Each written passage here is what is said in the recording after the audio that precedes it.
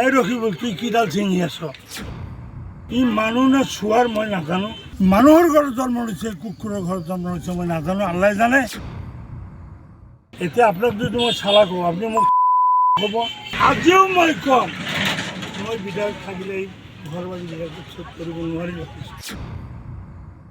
এজন নহয় দুজন নহয় তিনিজন নহয় 50জন হিমন্ত আহি আমাৰ ন এটা হ'ব নোৱাৰে দেখি দেখিতেই মানুহখিনি উচ্ছেদ কৰে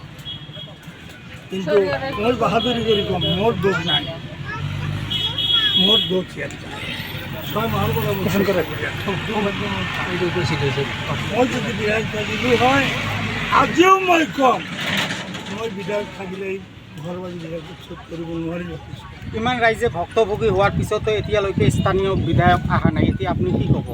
মই একো নকওঁ কোনো বিধায়ক সাংসদৰ বিৰুদ্ধে নকওঁ তথাপি সাংসদজনৰ বিৰুদ্ধে ৰকিবুল হুছেইনৰ বিৰুদ্ধে মই ক'ব লাগিব ই মানুহ না চোৱাৰ মই নাজানো মানুহৰ ঘৰত জন্ম লৈছে কুকুৰৰ ঘৰত জন্ম লৈছে মই নাজানো আল্লাহ জানে ই যদি এই লম্বা লম্বা লেকচাৰবিলাক নিদিলে হয় এজন নহয় দুজন নহয় তিনিজন নহয় 50জন হিমন্ত আহি আমাৰ ন এটা হ'ব নোৱাৰে এতিয়া আপোনাক যদি মই চালা কওঁ আপুনি মোক ক'ব কওক ভাইজান কওক আৰু হিমন্ত বিশ্ব শৰ্মাই মানুহজন কিমান বেয়া মনৰ প্ৰকৃত হয়নে গোৱালপাৰাত কৈ দিলে MLA যদি মোক চেলেঞ্জ নিদিলে হয় মই উচ্ছেদ নকৰিলোঁ হয় গোৱালপাৰাত কোৱা নাই MLA যদি মোক চেলেঞ্জ নিদিলে হয় মই উচ্ছেদ নকৰিলোঁ হয় আমাৰ ইয়াত আৰু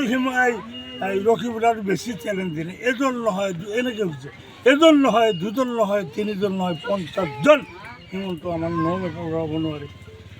এতিয়া হিমন্তই গৈ আছে এই তহঁতক ভাঙিলোঁ এই ৰকিবুল তুই কিডাল ছিঙি আছ